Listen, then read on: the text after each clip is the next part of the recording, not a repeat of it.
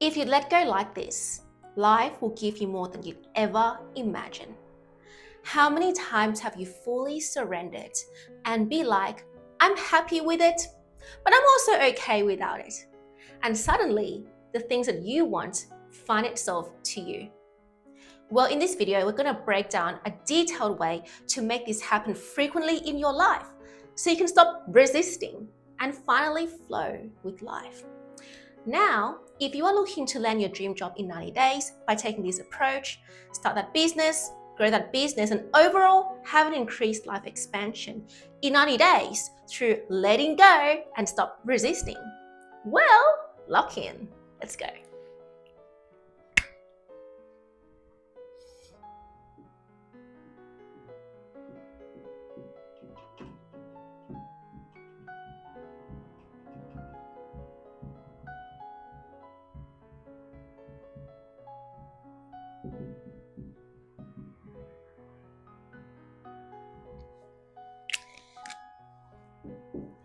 This question that I'm writing here on the whiteboard is really interesting to me because we ask ourselves, sometimes, what is the point of us going to seek help outside of us? As in, why do we embark on things like studying the Jungian psychology, doing shadow work, balancing out your chakras, drinking matcha, doing candles, meditation, and prayers? Why do we practice NLP, EFT tapping? Why do we go on to spiritual retreats, go to beautiful vacations, exotic spa bath places? Why do we embark on journeys such as, even joining a cult, getting persuaded and, making friends in the spiritual community and everyone loves you and you love them and all these random things? What are we doing this for? It's interesting, isn't it? Because the answer to us doing all of this, including seeking out therapists, psychiatrists, psychologists, is to relieve ourselves from suffering.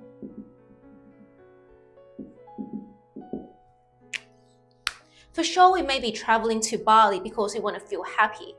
We're on a vacation kind of thing.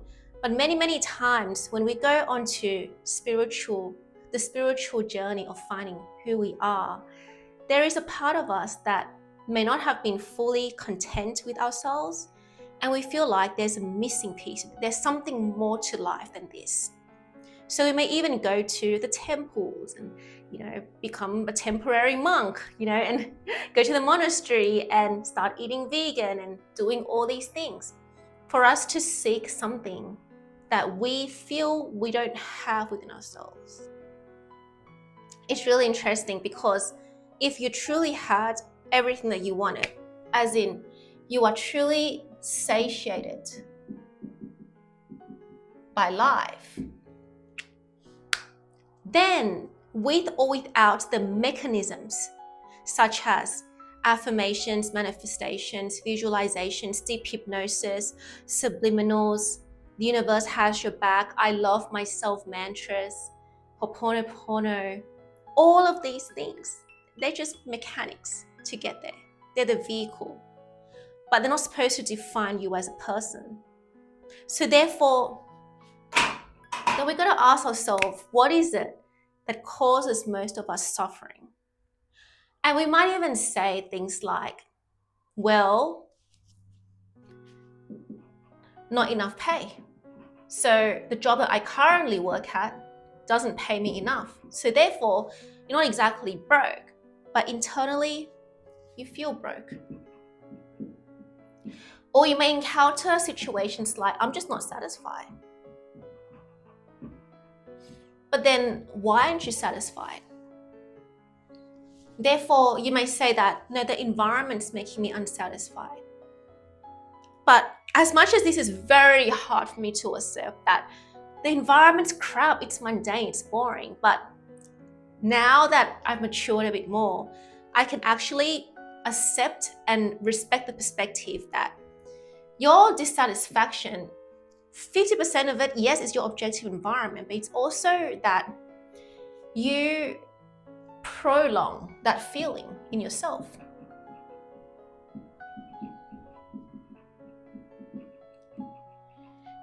The other things that make us suffer is, but she's not giving me what I want, and he's not doing what I want him to do. So then you have a dependence. No, she or he is not loving me enough.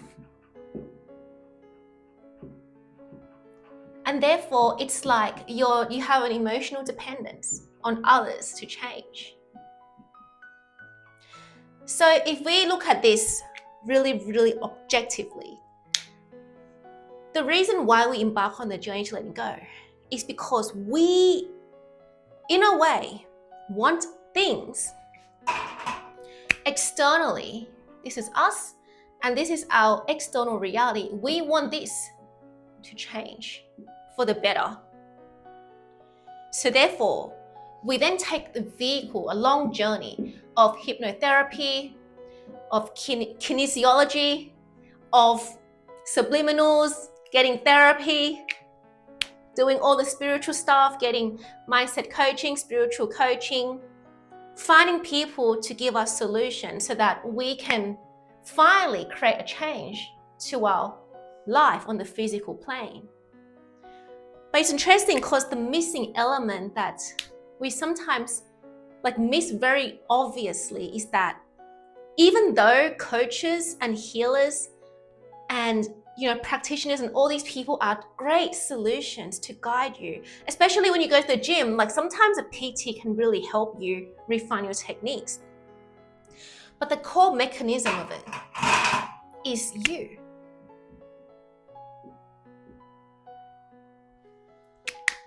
Letting go does not work if you choose to hold on to the lower I self, who has her own sets of insecurities, her ego, her fragile mindset, and her extremely narrow paradigm, a very, very narrow way of looking at life, the way that it used to be for me. And if you refuse, you absolutely cannot break ties with your old self, and honestly, most people who their professions are literally spiritual healers that teaches you how to let go, meditation teachers that teaches you how to find stillness. Even people of those professions fall into the trap of descending back into their lower self when they don't make enough sales, when they can't get more leads for their meditation or spiritual business. So then I'm thinking, but so what's the point of you being very, very professional at this if you can't apply the principle to your basic life? And the basic principle is that no matter what happens to you, letting go helps you stay ascended and connected to your higher self, so that when situations causes you to descend back to the egoic, narrow paradigm, fragile mindset version of you, you refuse to descend back, and therefore having to overdo the vehicles, the I love myself mantras, the Ho'oponopono, forgiving my past, inner child healing, all that stuff. And you keep it really simple. So, we're going to get to the first point. Are you ready?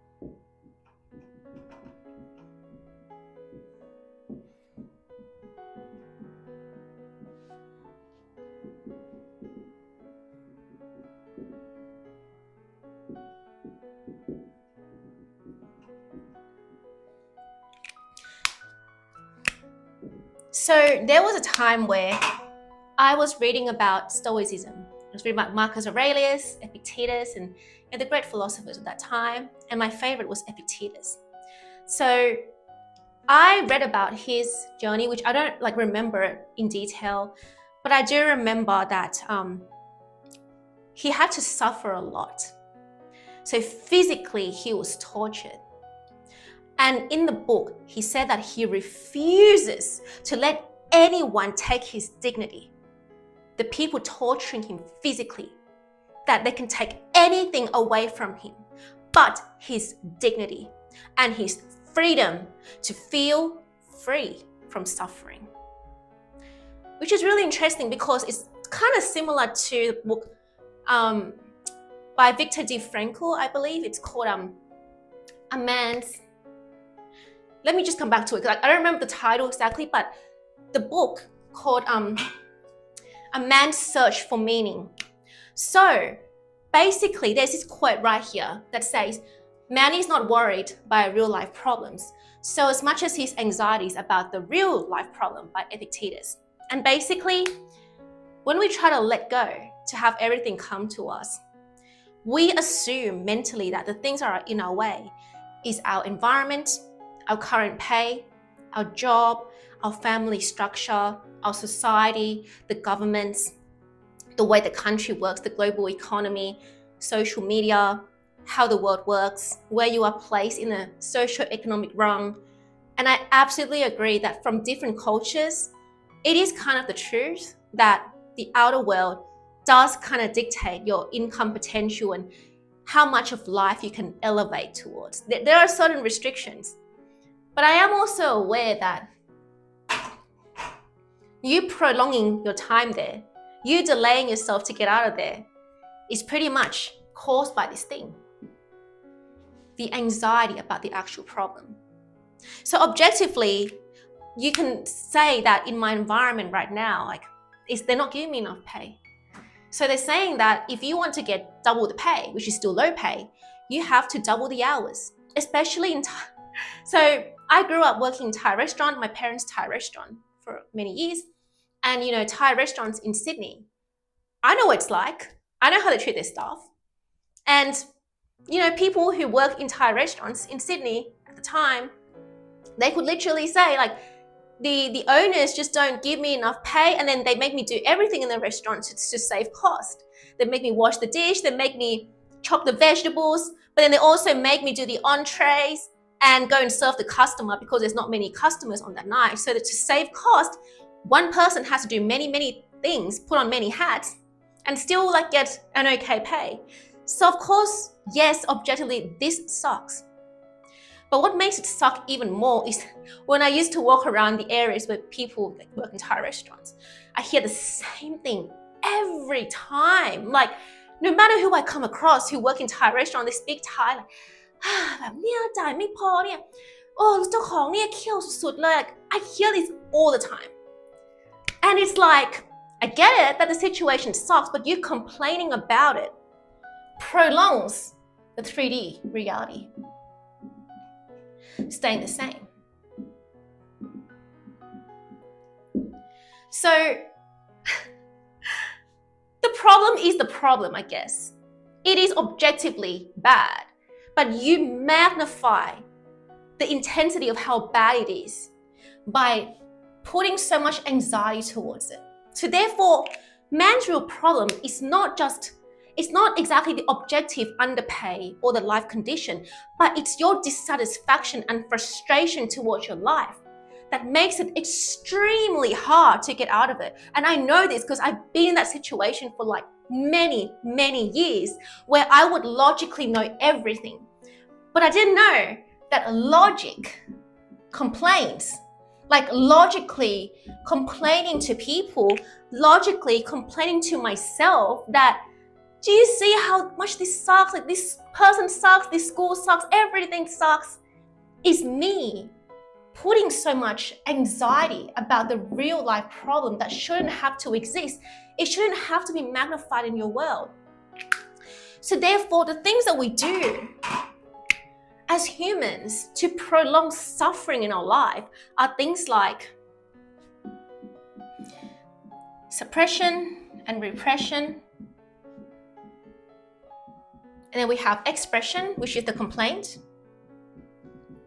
And we also have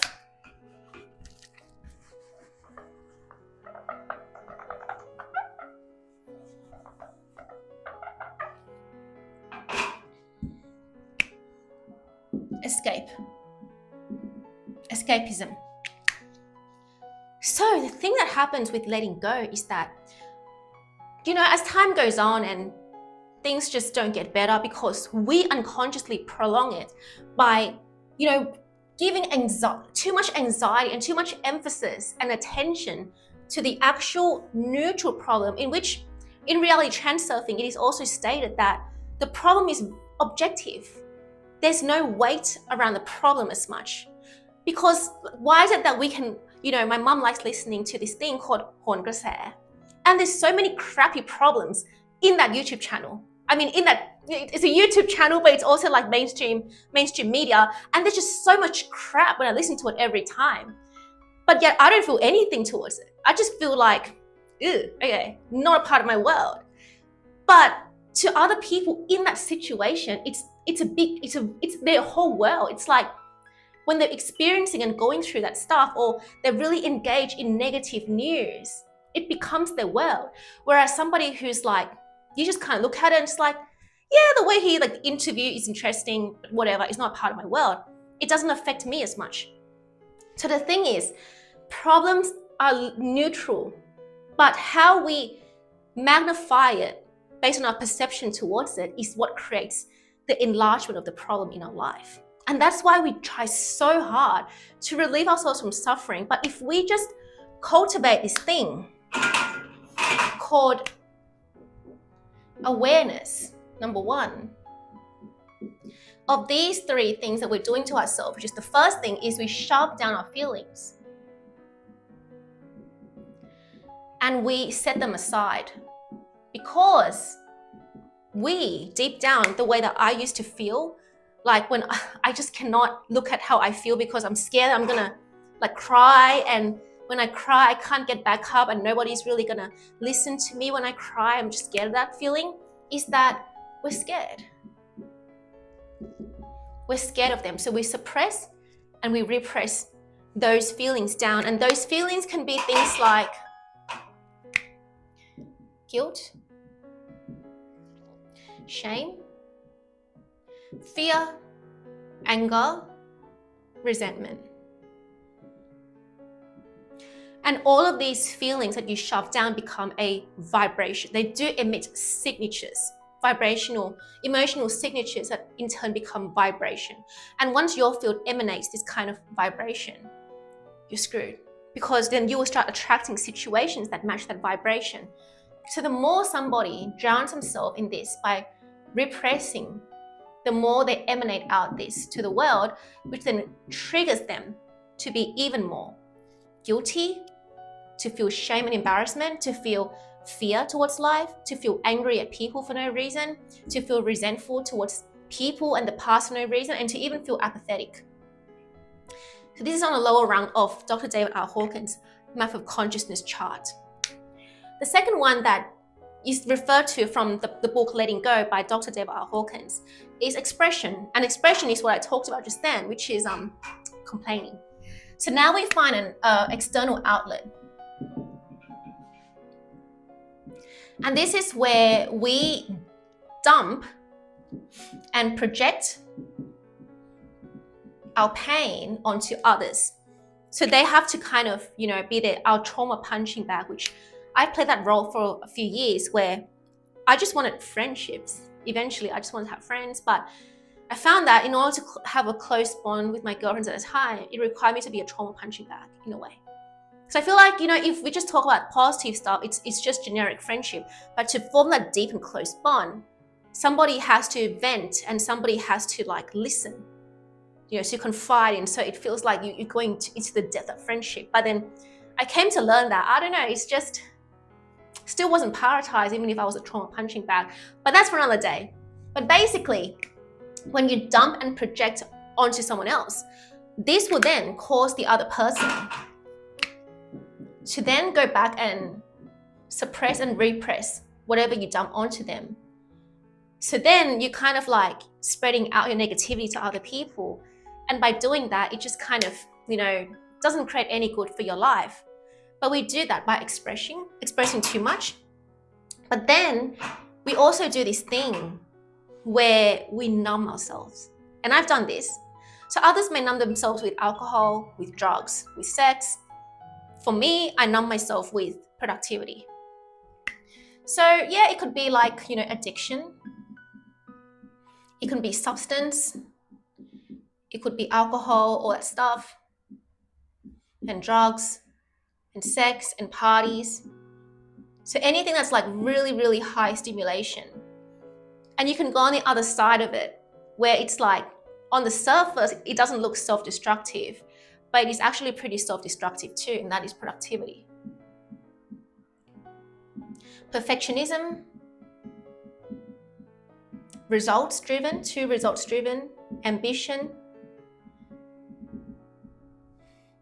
So you may think that, you being a high achiever, like I used to, is not a problem. So you sacrifice day and night to have high results. You would override your body and your nervous system so that you can appear impressive. Because my insecurity was that growing up, I was always incapable of getting good grades, and I was always told that like, you're not capable, and like, why can't you be like other people who's, they're doing well in life, but you're just, that kind of thing. And it traumatized me to an extent. So then as an adult, I wanted to compensate for that by first shoving down my feelings that actually I'm scared to admit that it upsets me, that I was told that I'm incompetent all the time growing up, that like, yeah, why can't you be like, this daughter, and like can't be pretty like this and this and this. But I came to understand why that was said to me as well. But then by the time I understood it, it's like I suppressed way too much emotions. So then sometimes I would literally complain and vent to people when I was in my teenage and early 20 years, to the point where I believed that they just didn't want to have my emotional dumping be dumped onto them, while people were trying to get jobs and find their own ways in life in their early 20s, which then made me lose people literally from my life, which then caused me to go into addiction towards productivity, perfectionism, result, ambition, and overworking. So we do this to, again, avoid feeling the pain of being rejected, the pain of not being good enough for this world, the pain of, if I'm just not at the top, who's going to see me, who's going to embrace me. And we do this to ourselves without even realizing that it hurts.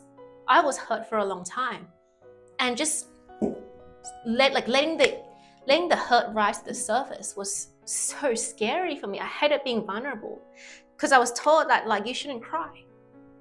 You shouldn't cry when you go through pain. And even the worst thing, I guess, is that like, I'm the older daughter in the family, so if I break down or cry, it's like it will really affect my dad, because he's sensitive and really loves me, and when he sees me cry, it breaks him too. So then I have to force myself not to cry, so all that kind of thing. So then you're like, now I'm scared to cry in front of people. I'm really scared. I'm too scared to admit that I'm weak. So then I got into like productivity, perfectionism, result, ambition, overworking, so that every time I get upset and disappointed, I don't have time to process the hurt that I feel from people rejecting me, or just simple things like not getting back to my response, or telling me that, I'm just not looking for a relationship with you, and it actually did really hurt me. But I'm just like, nah, I'm good. Like, I'm hurt, but I'm good too, so I'm just gonna move on. So when you do that over time, what then happens is you create a vibrational prison for yourself to be trapped, literally trapped, again, in guilt, in shame, in fear, in anger, in resentment, in apathy. And that is the cause of depression, and even things like, why am I so lost in life? Why do I feel unsatisfied even though I'm successful? That kind of thing. Because all the emotions that you shove so deep inside of you because you're scared to look at them eye to eye, it didn't get resolved. So then no matter which rung of society you're operating at, you still attract certain people to trigger those old wounds. So even if I go to my favorite swimming center There will absolutely be days where I'm just forced to face situations that would annoy me the same way as if I didn't go. So there's no physical escape to this. The only escape is facing it eye to eye and letting those emotions dissipate, which I'm going to show you in the second part. Let's go.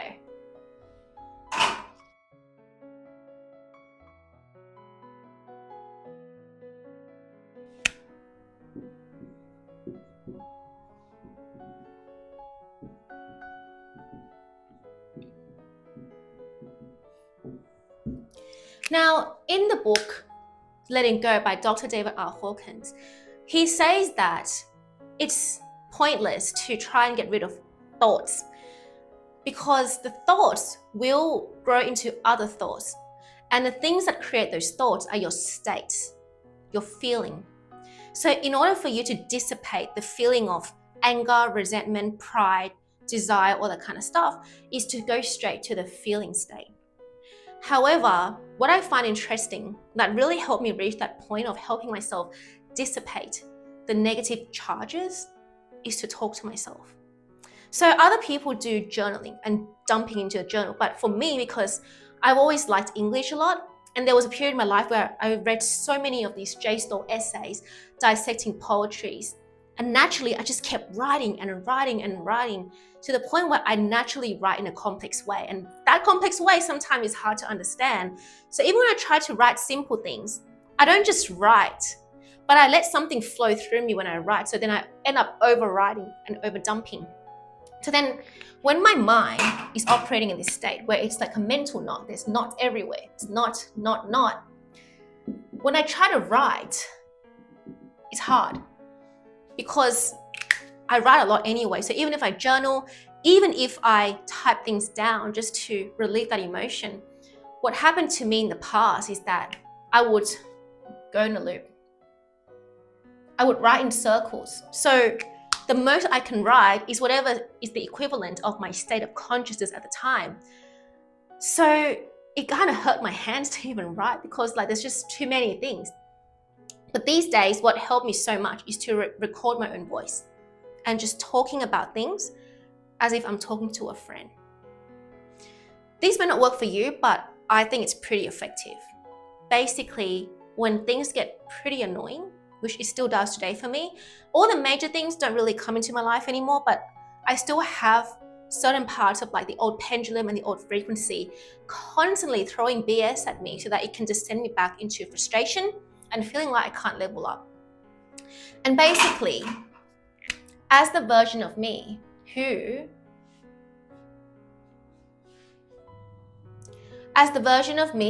trying to ascend from the fragile and egoic version of me to the version of me who's taken the elevator up mentally to then be of vibrational match to the end state. And my personal end state is that this channel does amazingly well, but it's not really there yet at the time I'm filming this, or that there are other things that I want that makes up the whole architect of a beautiful, enriching life besides just having a fat bank account. Basically, even though I've been trying to live in the end state by getting my decisions, habits, mental attitude, emotion, thoughts, belief, also expectation, attention, focus, self-talk, all in the right place, even perception, congruent towards my end state or the wish fulfilled. But basically, the 3D reality, which it is generated from that vibration I told you about, where when you suppress your emotions, the emotions have to get discharged somewhere in the physical world. So then, because I have a lot of baggages that in the past I refused to look at them eye to eye. And when I said as a teenager, I want to get therapy, and then I was told but you don't need it. It's going to affect your resume kind of thing. So I wouldn't get the actual therapy, but if I did get it, it was a free government counseling at the time. And this lady who's free government counseling, she's lovely and everything, but she absolutely dismissed my problem because there's lady that's homeless, literally homeless, and talking to her. So she made me wait 40 minutes to finish a conversation with the homeless lady. And she absolutely dismissed everything I went through because, I have a home to live in, I have beautiful parents, my life is great. I was just upset at my life. So that made things even worse for me. And it made me feel like I'm just really unseen, unheard, and misunderstood, which created a bunch of resentment inside of my body. And then this resentment gets shoved deep, deep down to the point where when people come up to trigger this sense of resentment and just feeling overlooked over and over again, it comes as this. It comes as a 3D reality where no matter what I do, it was just oscillate really, really, really hard randomly like this. This is a 3D reality.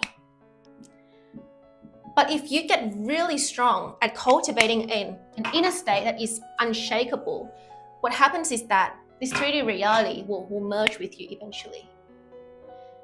So it will then catch up to you and you will get to the end.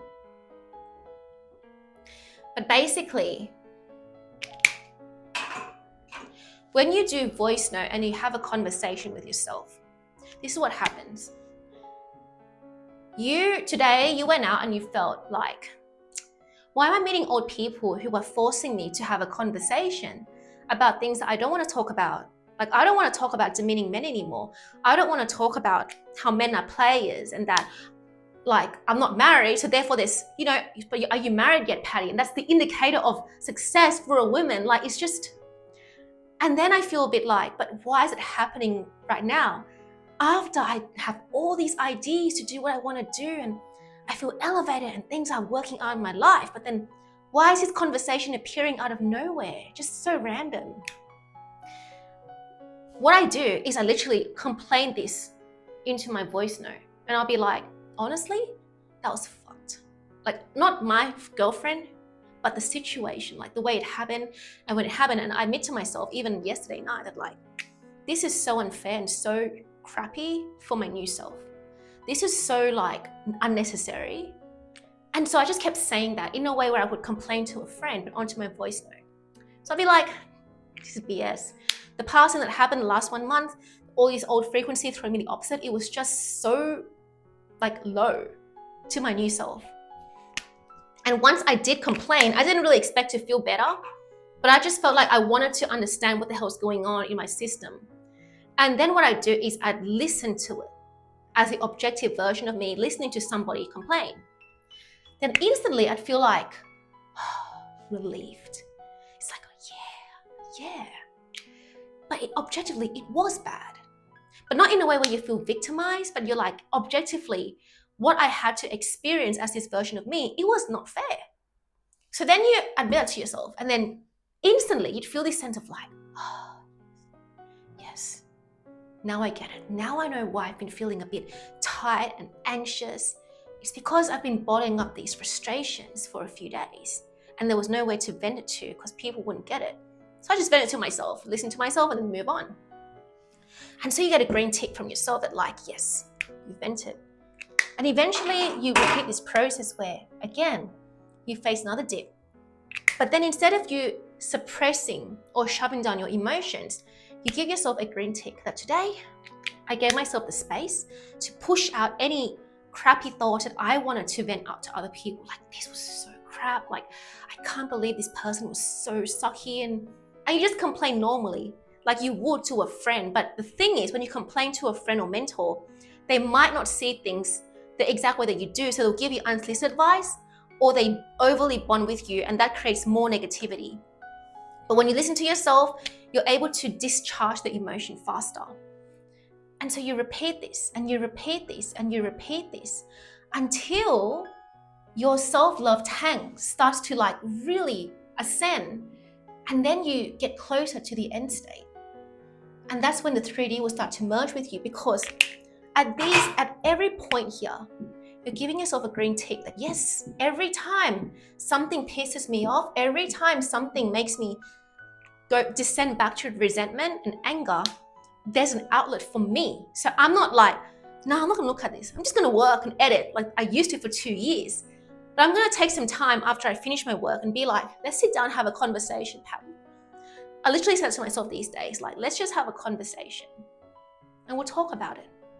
And every time I talk about it, the next day I wake up feeling more like, that was solved. So it was so simple. Only because I was listening to myself on a voice note. Then I was like, now that makes sense. Now I get it. So then what happens is that, let's just say this over here is your pressure tank. And basically, you've built up so much pressure from your day that it's like full, and then it gets spilled out, you know. And once this pressure gets spilled out, this is where you call like triggering people, triggering circumstance, triggering conversations.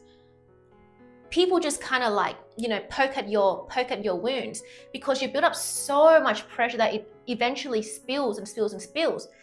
But when you talk to yourself, because for me, like, even if I get therapy, it doesn't really, you know, because I don't know, like for me, just talking to myself is like therapy for me.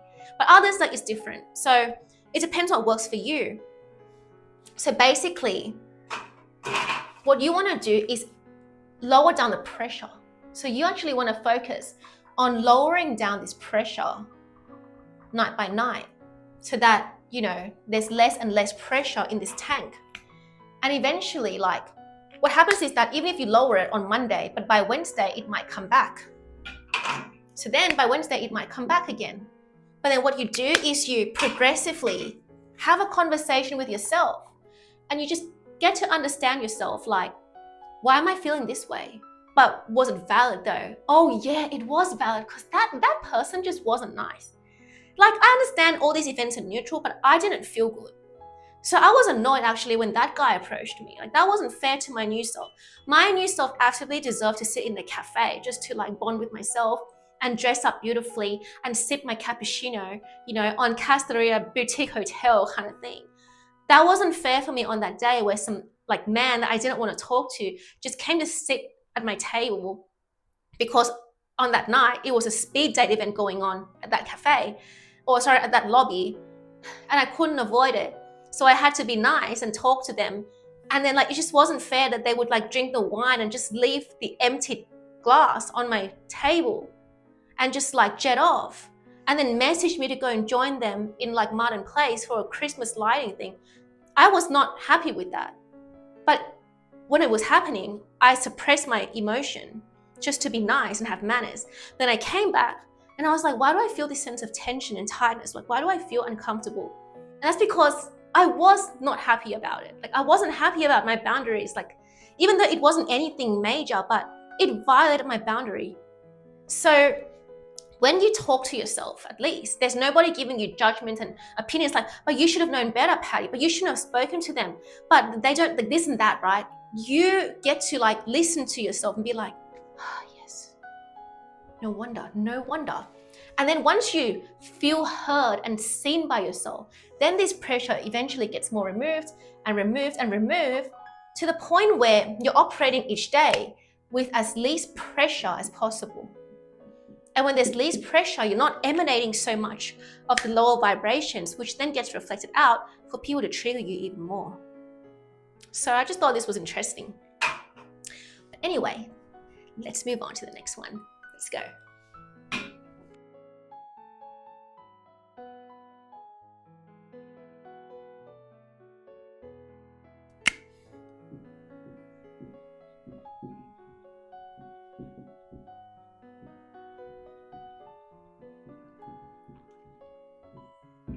Now, the interesting thing about the next part of releasing trapped emotion is that it's a similar principle that I explained in this video about mastering detachment. And it's that basically there's you and there's your desired reality. So I'm going to make this even more longer. So there's you right here. And this is your desired reality. And basically the distance between you and your desired reality is 10,000 steps. And do you know what this line is created from? This super long line. It's created from energetic importance. And basically it's created from excess potential. So this imaginary line is not objective. It is self-created by you. And the only reason why we see life out there as more glamorized, more important, and if we attain this, we'll feel this way, is because we diminish our own value. But we cannot even raise our inner world ceiling if we have a bunch of emotions that are trapped in our system. So the key that I explained in Mastering Detachment is that you want to shorten distance as much as possible by taking the elevator up to your state of consciousness where your decisions, your actions, your mental attitude, your habits, your belief, your thoughts, your focus, your attention, your expectation, your perception is incongruent with the state of the wish fulfilled. But then what you want to do is that sometimes, even if you are in that state mentally and spiritually, the physical reality may not completely move as fast as you want. So the objective is not to completely collapse the line in the physical plane and then get impatient when it doesn't collapse, but is to shorten the distance so that every step that you take from here to here is more of aligned action. But in order to do that, we've got to understand Dr. David R. Hawkins' map of consciousness chart. And basically in the lower rung, there are things like apathy, depression, sadness, even I don't know if there's desolation. Maybe that's not the lowest one. But there's some stuff like that, on the verge of desolation. And then there's pride, there's desire, there's anger. And one of the ones that I want to talk about on the lower rungs of this is desire. Because the first time that I interpreted the definition of desire was when I read Think Rich and Grow Rich by Napoleon Hill. And he was talking about you must have a burning desire for the things that you want. But in Dr. David R. Hawkins' book, he says that either way, a desire that you have, it doesn't have to be like a burning one, because when you set an intention and you mentally decide that you already have it, that thing that you want, this desired reality is still going to move itself towards you because you set the intention and you mentally decided. But then so that means you can have it without the excess desire. So desire is really interesting because I feel like above anything, the universal emotions that we as humans feel is that if I had this car, this boyfriend, this vacation home, if I had that designer bag, if I had that kind of friendship, if my business made $1 million a year, if my business, went to $10 million a year, if I had a better friendship, if I had this and that, then I will feel. So if I have X, then I'll feel okay. But reality is that even in the book, Dr. David R. Hawkins says, when you feel okay, then everything comes to you. Because what you're now doing is you're either collapsing the entire bridge or you're shortening it and minimizing it by removing resistance.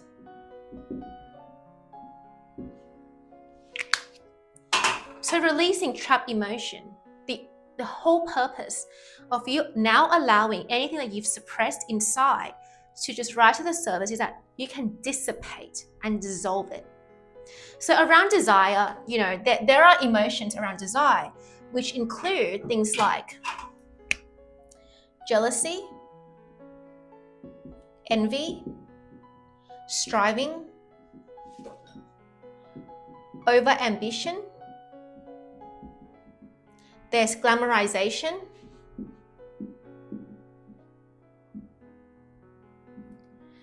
And there's a bunch of other things where it indicates that you don't have what you already have. So, you don't have what you should already have vibrationally. And this is also said in the book, Parallel Universes of Self.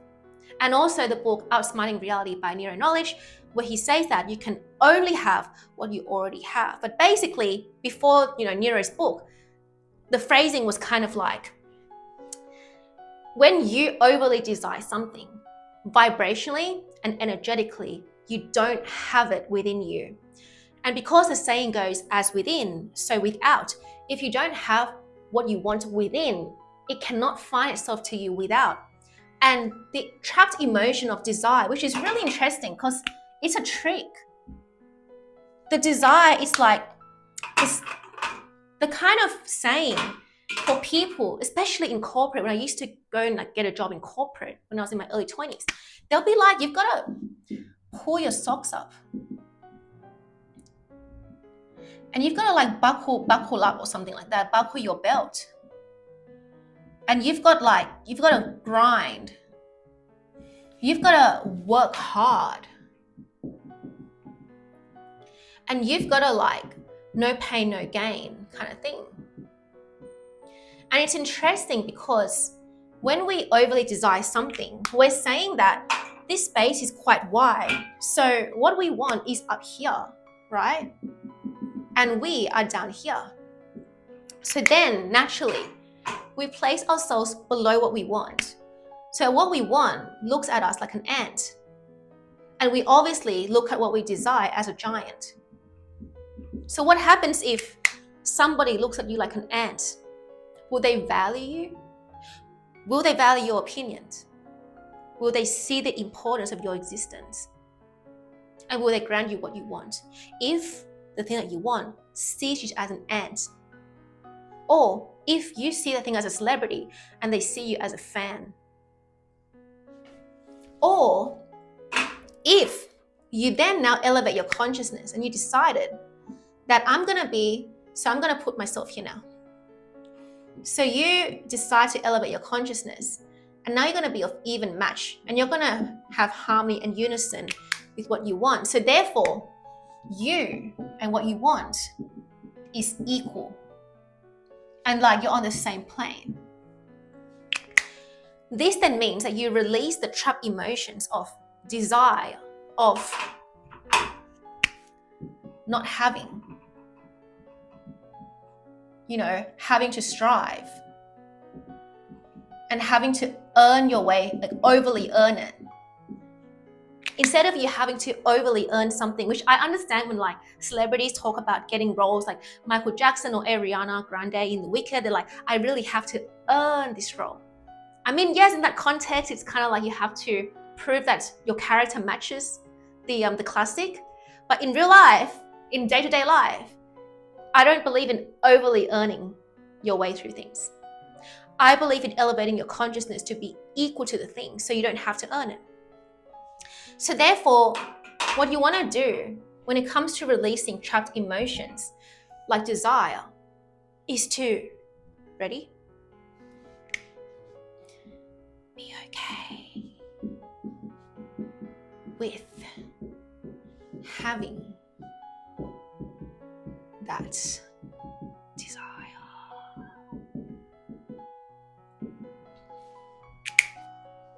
So how many times have we feel guilty for wanting something? Oh, I feel guilty for wanting more money than this. The job's already okay, it's paying me okay, but I want something better. Oh, I secretly feel that, like I want to meet a 10 out of 10. I've had a friend who was like, I just wish my girlfriend would be skinnier. Can you give her advice on how to be confident like you? Can you give her some advice on how to, be like you? What? When I really think back about it, I was like, what? But if you don't like her for her weight, what? Then do you love her? Because, you know what I mean? But yet, we secretly say to ourselves, I'm okay with what I have. I'm okay with this. I'm okay with settling for less. I'm okay with a mediocre life. I'm okay with the ordinary life. Because I feel guilty for admitting that I want more. I feel guilty that as a man, I like hot chicks. I feel guilty that as a woman, I like emotionally intelligent but fit muscular men. I used to feel that. I used to feel guilty for wanting like a man who is a man and not a child. So the thing that makes you let go of the lower rungs of the map of consciousness chart, the lower rungs of your vibration, is to be okay. with having them. When you're not okay, you're going to start suppressing it. But then when you suppress it way too much, and then like after you've complained enough times, you know what to do, so you're going to escape now. Oh, let me travel more. Let me book a place to Bali. Let me go to this spiritual retreat. We'll figure it out how I feel afterwards. Let me book a Tony Robbins event so I can feel like, like very excited to pump the brakes. But you have, even if you go to Tony Robbins or retreats and meditation journeys and monasteries and stuff, the fundamental reason why you even go there is so you can be okay with where you are at. Be okay with exactly where you are. So that is basically self-acceptance, complete self-acceptance. Because then in the book, he says that if you were to go to the cabin to then sit with this emotion, and it's kind of like monk mode, where there's no distractions, and now you have to face this ugly emotion eye to eye, is so discomforting. For me, it's really uncomfortable to just go back to the time as a child and be like, you're allowed to cry. You're allowed to be weak, and you're allowed to break down and in front of people. You don't have to hide it and break down alone. You're allowed to cry in front of other people. But for me, I was told that just don't cry in front of your dad, because his heart's gonna break and he's gonna get upset that you're upset. So just don't cry, kind of thing. So it ended up being me, being overly productive and sometimes too performative and just an angry person for a long time, because when I had my needs unmet, the way I would vent it out is through anger. So I didn't understand any of this until I realized that if you truly want to level up your income, i.e. getting more people to say yes to working with you, getting people who have the resources to give you six figures a year kind of business, just to say yes to you, you have to have an open heart and an open way of communicating. But, as in ethical business, right? To give you $6,000. When you want to meet ethical people who, have ethical businesses and you want to have big transaction with them, it requires you to form this kind of relationship, this kind of good bond, a good synergy where your needs are both being met on either side. And that kind of involves you having a high level of self-awareness and being able to solve people's problems really, really well by, again, at least accepting yourself first for where you are, so that other people are not the solutions to your unmet needs. So that your business partner is not the solution to your unmet needs towards money. So that your partner, your husband and your wife is not the solution to your unmet needs towards love, the kind of love that you didn't get as a child. So that your friend is not the solution to your unmet needs towards the kind of social life that you never got as a child. So then, in order for us to ascend through the chart into courage, into neutrality, and into love, is to let the emotions rise to the surface. Let the emotions rise to the surface and sit with it for as long as you need. I've done this, it's extremely effective. For neuro knowledge, he suggests that if you get a bill, you open up the paper with the bill on it and just look at it until the emotions of I feel so uncomfortable, I feel so embarrassed, I feel shameful, and just look at it until that frequency dissolves. But for me, that works. But then you can also, I just sit with the feeling, just sit with it, just face it.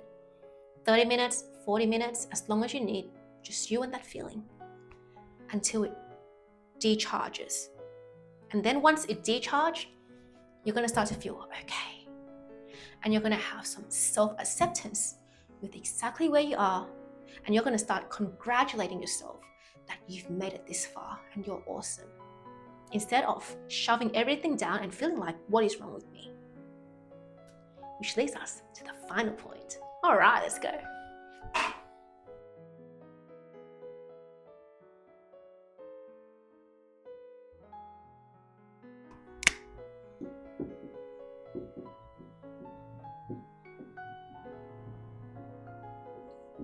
So the final point that I want to make is inner decision.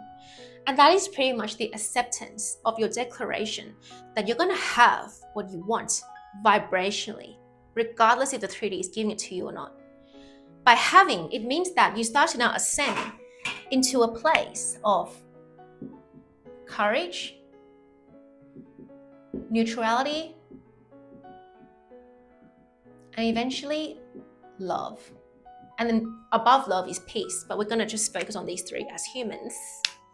So now that you've let go of the trapped energy, you want to stabilize yourself, as if you're not professional, like, what do you call it? If you're not a master yet, like a master monk, a master, Shaolin master, that kind of stuff, we're going to stick to these: love, neutrality, and courage. Basically, this is now about having some inner stability. And you know what's interesting? I read in reality transurfing, that if you want to go into a relationship, so many people these days ask, what can I get out of this date or this relationship? Does it add value to my life? Like, come on, guys. It's not business, it's love. Does it add value? Does she add value to my life? Does he add value to my life? Am I being high value enough for him? Am I being high value enough for her? It's not business transaction. But people in the dating market, that's how they talk. But in the book, Reality Transurfing, the author says, when you go into a relationship as the version of you who is now in unconditional love, and as well as acceptance, neutrality, and courage, you would automatically ask, what can I give? As in, like, what kind of feelings can I give? Can I give love? Can I give, compassion? I think compassion was the main one. And again, giving can be interpreted in a different way where it's not about over giving. So to me, the term is more like sharing, because if you have enough, you're going to share. But in the book, it says give. When you go into a relationship, a romantic one, with the mentality of what can I share with him? Can I inspire him to be better than he ever has been? Can I have some compassion for who he is? Can I see him for the exact way that he is? So what can I bring to share with him in this beautiful experience? He's most likely going to open up and want to share back with you. But if you go into data dynamics, like, how can this person add value to my life? Because everyone is pushed out in a way, and the universe reflects as within, so without. So within, you're like, how can everyone outside of me add value to my life? Instead of, how can I increase my own internal value and 10x myself so that I can share to other people? They're going to reflect and be like, well, how can Patty give value to me? What can I extract from her? So when it comes to going into courage, neutrality, and love, it's about stabilizing a beautiful state where you are not needy anymore. You are basically ascending to your capital I instead of the lower I. So in Dr. David R. Hawkins' book, Letting Go, he refers to it as selfishness. There's a lower selfishness, and then there's the higher self, which he refers to where the higher self now has the ego removed. So basically, even if you're going to, so I'm telling myself this all the time when it comes to sales call, which I'll be making a lot of it soon, is that I know what it feels like to have salespeople expect me to pay on the spot. I don't like the feeling. When I say I don't have money to pay, I literally mean it. I'm not saying I can't afford it because I'm not interested. If I'm not interested, I wouldn't have got on the call, but I really can't afford it. But what they'll do is like, they're nice people too, but it's just they'll kind of find a way to like get it to happen, get your confirmation ASAP.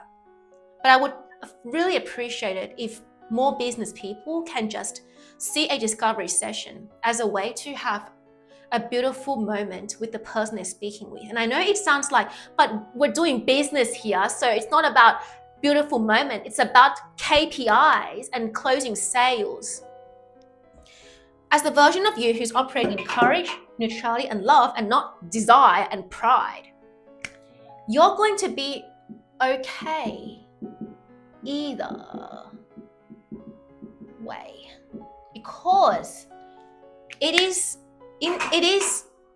implied that when you're operating in this high vibration, you are satiated from within. You know how to deeply satiate your life by understanding your own needs. So for me, like, I tell myself, like, I'm working a bit too many days now, like weekends up all the way to 12 to 1 a.m. And I just really need a spa bath and a 1,000-meter swim. I really need that. So I negotiate with myself, not in a kind of like negotiate, but I tell myself that I really want to do these videos well, but I cannot be burning out in the process. So I'm going to do it well. And I promise that on Friday, I'll take you out. That is what I call deeply satiating your life. So you know what your needs are, and you're getting your needs met by yourself. Whether your needs are, I want to be embraced, I want to be cherished, I want to be validated, I want to be loved exactly for who I am. I just want to be seen for who I am. I just want him to get it that I'm so amazing. I just want her to get it that I'm just such a loving man, and I'm not here to ask for just sex, or like, I'm not here to be a gold digger. I just want him to see that, but they don't see it. When you're in courage, neutrality, and basically love, you don't need the other person to see that you're not a gold digger, or you don't need her to know that you are loyal. You don't, because you're deeply satiated from within. So as hard as this sounds, like, if one day the person that you love is like, nah, I'm done with you, even if it's painfully heartbreaking, you're gonna let go. One day, if your business partner is like, I'm out, I don't want to do business with you anymore, as the version of you in courage, neutrality, and love, and even peace, of course these situations will devastate you. But at the end of the day, you're gonna let go and be okay either way. If a fine hits you, a debt from 4 years ago hit you like it did for me last year, and I don't have money to pay for it, have to ask my parents, got really embarrassed to tell my mom, and my mom's like, just get it over and done with, I'm your mom, just tell me about it, kind of thing, which I really appreciate, but it was really embarrassing for me. You're gonna be okay either way to get hit with these situations and receive help if you need it. When things disappoint you in a 3D reality, when you've ascended to a level where you are balanced, so the 3D reality is like mess around here, but you are now above it. And what's above it? Your internal stability. So you're now like you're not inside the chaos, you're sitting outside of it. And I think there was a very good quote by monk Yongye Rinpoche, I believe that's his name. Basically, in one of his very popular talk, he was talking about how you know that you're not in the mess. You're not in the mess when you're not swimming in the downhill river, but you're out of it when you're not swimming in the river. So if you're inside the river or you're inside the event, then you're still drowning in the emotions. But if you become the observed by taking you out and watching that river flow downhill, then you're outside of it and you become the observer who raised your awareness. It was interesting talk. So you become the observer of these events. You look down now and you observe. Neutrally, as the capital I. Now the final thing, now that you're gonna ask me is, yeah, but how does this influence everything to come to me, as I state in the title? The thing is, when your frequency is emanating love, it's emanating abundance within, it's saying I'm fulfilled with my life, it's saying I can satisfy myself, it's saying I am my own best friend, I'm my own therapist, I'm my own mentor, I'm my own coach. Yes, I have outside help too, but they enhance my experience. They're not my rescuer. When your field emanates love, abundance, fulfillment, satiated, When you just like filled with love, do you think that's attractive? And if we attract the things that we're in vibrational resonance of, and now you have ascended by releasing all the trapped emotions, and you make a mental inner decision that you're going to cultivate neutrality towards crappy events, so you're not going to engage with negativity. You're going to have courage. You're willing to take risks and look at your emotions and make peace with it. And then you're going to ascend to love and eventually peace as well. What do you think you will attract when every day your inner talk is like, oh, Patty, like, you did well, girl. Like, good on you. Who do you think you will attract when your inner conversation is like, Patty, I'm just so proud of you today, and you did very well with the video, and I'm proud of you. Pat on the back for myself. Who do you think you will attract, and what kind of opportunities will you attract when you celebrate yourself every day? When, for the next 90 days now, for the next 90 days, since we want to get results in 90 days, and you go into alpha or theta brainwave state, and you praise yourself every night before you sleep. Praise. And then again, praise.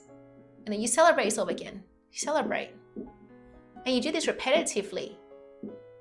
And even though like it is said that your subconscious can be like completely overridden just one time with a very intense subconscious rewiring, I'm saying do that and literally accept that it can work once.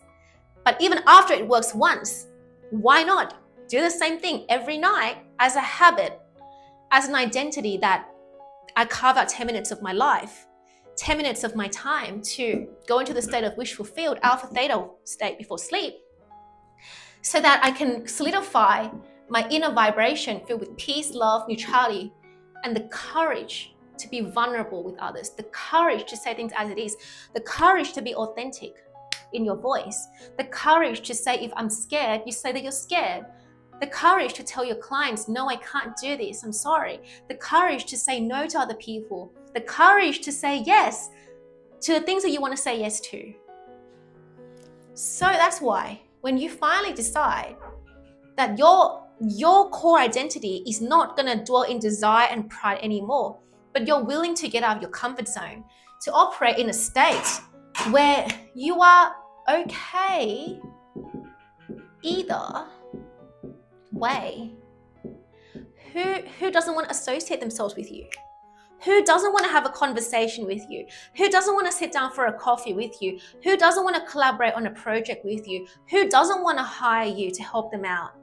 If you offer a service around this and you're just emanating so much compassion, so much love, so much understanding for yourself and for others, who doesn't want to pay you to like help them do the same? And that's how you attract. And once you let go, everything that you've ever imagined comes to you. So basically this is it, and I hope you guys enjoyed it. There'll be a waitlist down below for coaching, as my purpose is to help high-achieving women reach their tipping points in 8 to 12 weeks by shattering their inner world ceiling. So that sounds like you. Get in touch and see ya.